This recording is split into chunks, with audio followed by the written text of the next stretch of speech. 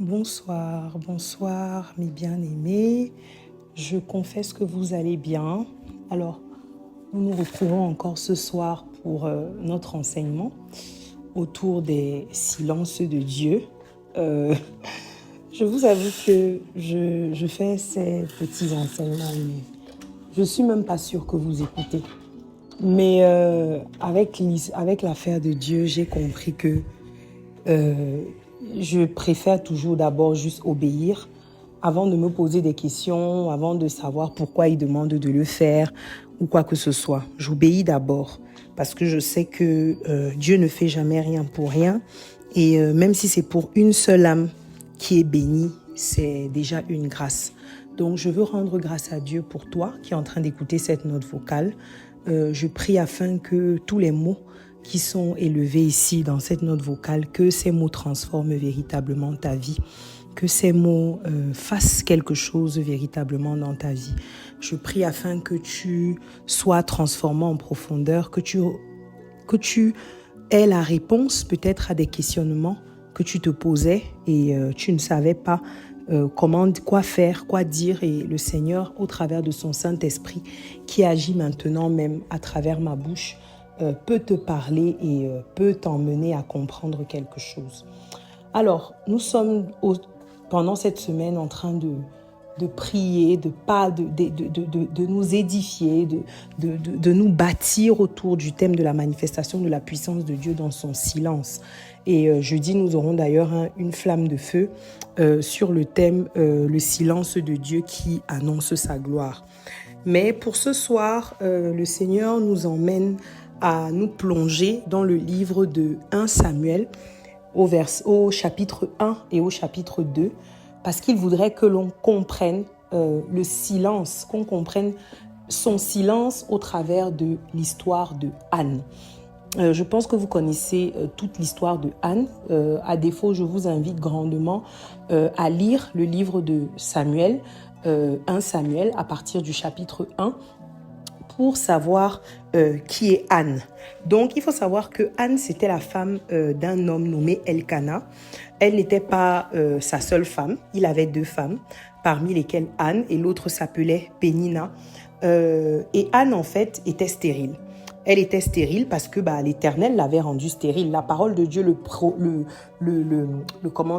la parole de Dieu le précise, que c'est l'Éternel lui-même qui avait rendu Anne stérile. Et voilà, elle était triste parce que sa coépouse Pénina était toujours en train de la narguer, en train de se moquer d'elle parce qu'elle n'avait pas d'enfant et elle sentait qu'il y avait un manque. Et pourtant son mari Elkana était tout le temps en train de lui dire: mais pourquoi est-ce que, quand on regarde au verset 8, pourquoi est-ce que tu pleures? Pourquoi est-ce que tu pleures? Pourquoi tu ne manges pas? Pourquoi est-ce que tu es attristé? Est-ce que moi, ton mari, la personne que je suis pour toi, avec tout ce que je te donne, parce qu'il donnait toujours à Anne la double portion de ce qu'il donnait à Pénina, parce que en fait, il aimait Anne en fait. Il avait envie de lui montrer son amour. Il avait envie que Anne ne vive pas dans la frustration. Il avait envie que Anne ne ressente pas l'absence de fils comme étant un handicap. Il ne voulait pas qu'en fait la vie de Anne soit définie au travers de ce qu'elle n'a pas. Et l'une des premières choses en fait que cela me donne envie de vous dire ce soir, c'est que malgré ce que vous n'avez pas, vous ne devez pas, lorsque vous êtes dans le temps d'attente de Dieu, ne définissez pas votre vie par rapport à ce que vous n'avez pas. Parce que le fait de définir sa vie par rapport à ce que tu n'as pas, lorsque tu es dans un temps d'attente de Dieu, tu es peut-être en train d'attendre un travail, tu es peut-être en train d'attendre le mariage, tu es peut-être en train d'attendre, une élévation, tu es peut-être en train d'attendre, bref, on a tous quelque chose que l'on attend. Donc, tu es en train d'attendre de l'argent, j'en sais rien, la réalisation de ton projet. Ne te définis pas par rapport à cette attente. Il ne faut pas que ce soit toi-même qui mette sur toi cette identité et cette étiquette de dire que, ok, moi je suis une femme stérile. Oui, c'est vrai, tu n'as pas eu d'enfant, tu es stérile, mais pourquoi est-ce que toute ta vie se résumerait au fait que tu sois stérile? Le fait que tu sois dans le non-exaucement de ta prière actuellement ne doit pas te faire ne pas voir ce que l'Éternel fait pour toi. Elkana le disait à Anne, il disait que mais comment est-ce que tu peux être comme ça? Pourquoi est-ce que tu peux être, tu es là, tu ne vois même pas ce que je te donne la double portion de ta coépouse qui pourtant elle a des enfants. C'est pour te faire comprendre que ce n'est pas ça le plus important. C'est aussi important pour nous d'avoir ça à l'esprit.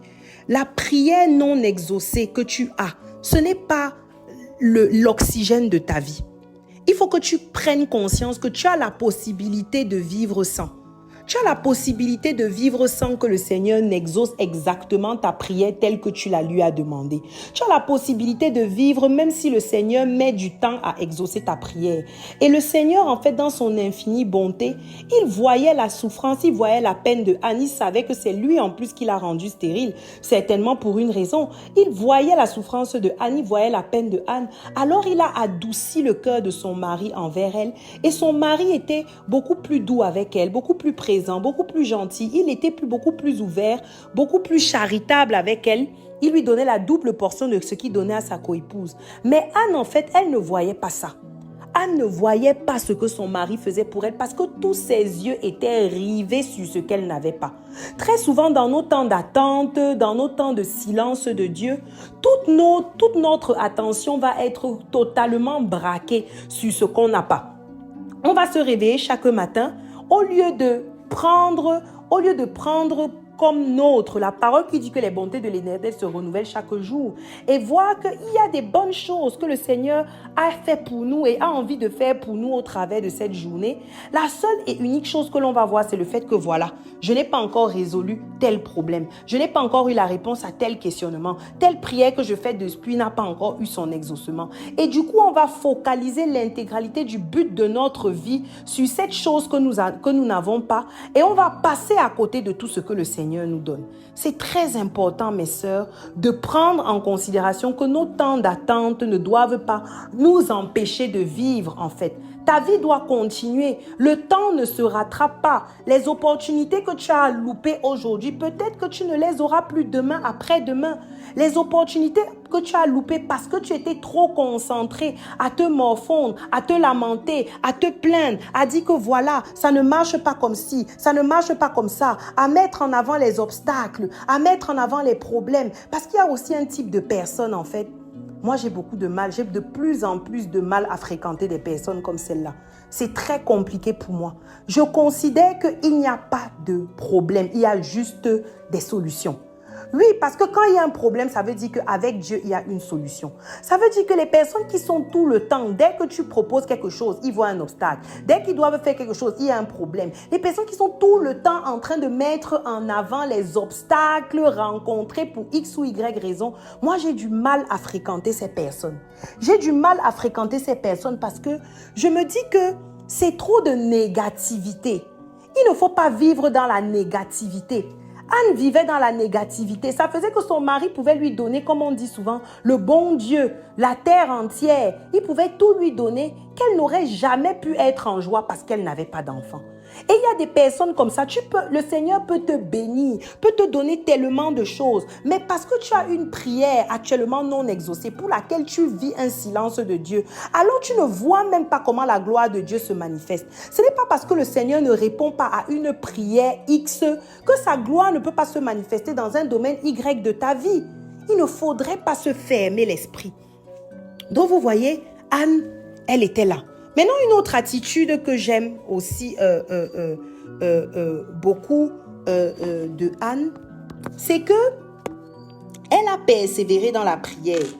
Elle a persévéré dans la prière. Ça veut dire qu'à chaque fois qu'elle se rendait au temple, qu'elle en avait l'opportunité, elle priait. Elle priait, elle priait, elle priait, elle priait. Et la parole de Dieu nous dit la prière fervente du juste est d'une grande efficace. Ça veut dire que plus tu pries, plus tu pries, plus tu pries, plus tu pries, plus l'efficacité. Bon, il faut être dans la ferveur. Il faut lutter en fait. Il faut savoir que la vie que nous menons est un combat. La vie que nous menons est un combat spirituel. Nous ne sommes pas en balade. Tout ce que nous faisons qui doit apporter la gloire de Dieu, tout ce que nous pouvons poser comme acte et au travers duquel la gloire de Dieu doit se manifester, le diable va toujours se lever contre ça.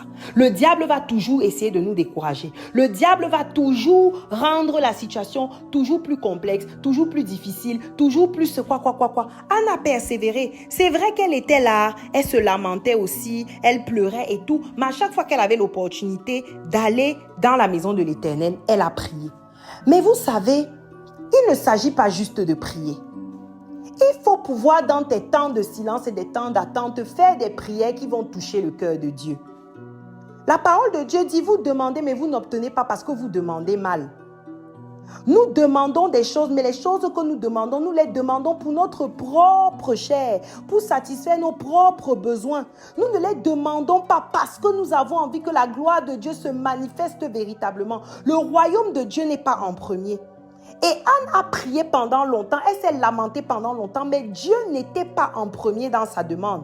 Elle avait envie d'avoir un enfant uniquement parce qu'elle voulait montrer à sa coépouse qu'elle aussi, elle est capable d'avoir un enfant. Le Seigneur nous demande aussi d'analyser d'analyser nos intentions dans nos temps d'attente.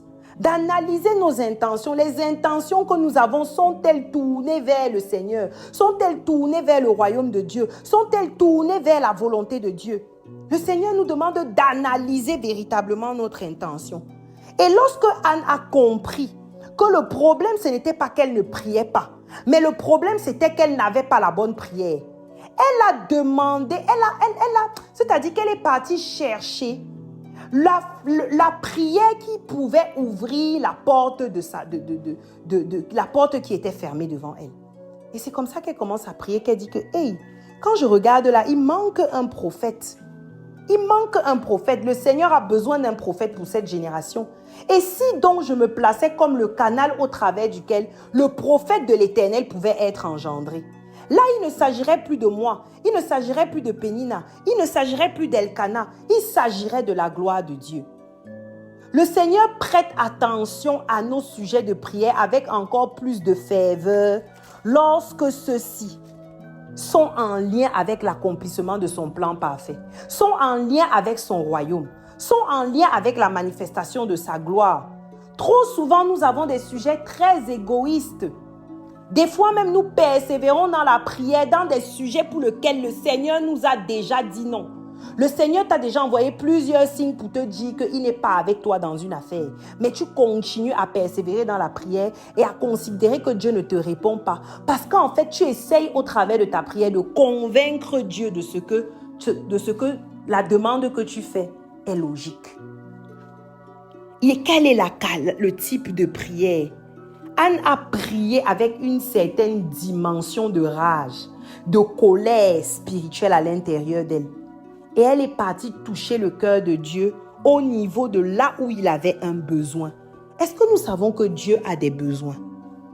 Dieu a des besoins parce que Dieu nous a laissés ici sur terre et il a déclaré que nous sommes ceux qui allons dominer et assujettir la terre. Je pense que vous aviez écouté l'enseignement qu'on a fait là-dessus lorsqu'on parlait de la manifestation de la puissance en ce début de mois. La puissance de Dieu le Père. Dieu nous a légué cette puissance de dominer et d'assujettir la terre. Ça veut dire que Dieu a des besoins et les besoins de Dieu sont tournés vers le monde. Les besoins de Dieu sont tournés vers la terre. C'est pour ça que la parole de Dieu dit, Dieu a tant aimé le monde qu'il a envoyé son Fils. Les besoins de Dieu sont tournés vers le monde. C'est pour ça qu'il a envoyé son Fils Jésus. Et quand son Fils est parti, il nous a laissé, nous, les chrétiens, comme étant ses ambassadeurs et ses représentants.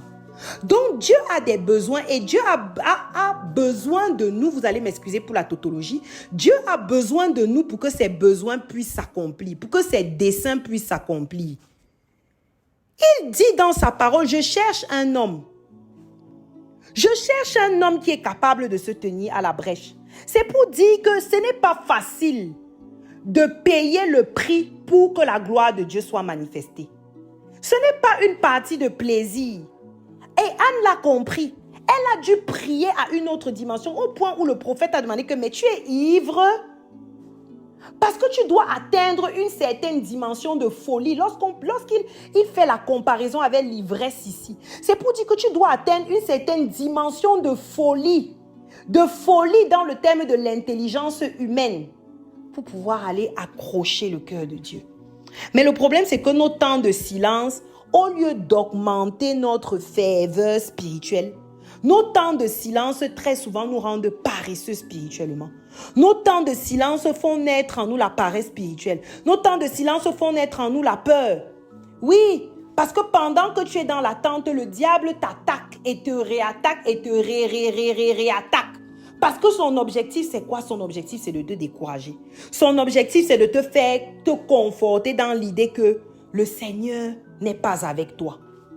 Du coup, il va t'attaquer, il va t'affliger, il va t'oppresser. Alors que tu dois être dans la prière fervente, tu dois être dans le combat. Tu dois être encore plus engagé dans le Seigneur. C'est lorsque tu es dans un temps d'attente. Lorsque tu es dans un temps d'attente, dans le non-exaucement, dans l'oppression, dans tout ce que tu veux, c'est là où tu dois démultiplier ton engagement au Seigneur. Parce que son objectif, le diable rôde sur la terre. Et il est rôdé sur la terre, il est parti voir Dieu. Il lui a parlé même de Job dans leur discussion. Et qu'est-ce que Dieu lui a dit? Dieu lui a dit, vas-y. Vas-y parce que je sais que mon serviteur ne peut pas m'abandonner. Donc des fois, le diable vient là. Il est en train d'essayer de t'affliger autant que possible. Afin que tu te détournes de Dieu. Tu dois tenir ferme. Tu dois lancer des prières aussi ferventes que celles de Anne. Ton temps d'attente, ça doit être un temps de croissance spirituelle parce que tellement tu vas aller chercher à comprendre les mystères de Dieu, à te rapprocher de Dieu, à écouter la voix de Dieu, que Christ va être formé encore plus à une autre dimension en toi. Ton temps d'attente, c'est comme si tu es au laboratoire de Dieu. Il est en train de constituer la nouvelle créature que tu es. C'est comme ça que Anne a prié. Et après, elle a identifié un besoin de Dieu. Elle s'est disposée comme étant quelqu'un qui pouvait répondre à ce besoin. Et elle a eu son exaucement pour quelque chose qu'elle attendait depuis. Ce soir, le Seigneur nous demande de faire plusieurs choses. Non seulement numéro 1, ne pas laisser l'attente et le non-exaucement te faire passer à côté de toutes les autres belles choses que le Seigneur fait dans ta vie. Numéro 2, analyser nos intentions. Parce que des fois, nous sommes très fervents, on dit qu'on prie, on dit qu'on fait ceci, mais en fait, nos intentions sont tournées vers nous-mêmes. Nous sommes orgueilleux et égoïstes. Ne faire attention à nos intentions, ça c'est le petit 2. Et le petit 3. Le petit 3 que le Seigneur nous demande également, c'est quel est le besoin de Dieu? Est-ce que ta demande répond à un besoin de Dieu? Et le petit 4 qui est très important, c'est de prier avec toute l'énergie possible, de prier sans cesse. Nos temps d'attente ne doivent pas être des temps au cours duquel on se refroidit spirituellement, des temps au cours duquel le diable vient habiter dans notre vie, des temps au cours duquel on commence à se compromettre. Non, ça doit être des temps consacrés à Dieu. Donc voilà le petit message que le Seigneur avait à nous partager sur son silence. Je prie afin que vous soyez immensément bénis. Pour toi qui es arrivé jusqu'au bout de cet enseignement, je déclare dans le nom puissant de Jésus-Christ que tu reçois ton exaucement en ce mois de mars. Le Seigneur répond à l'une de tes prières en ce mois de mars et tu vas témoigner. Tu vas témoigner. Je dis que tu vas témoigner de ce que le Dieu que nous servons n'est pas un Dieu mort. Il est un Dieu vivant et surtout fidèle. Soyez bénis.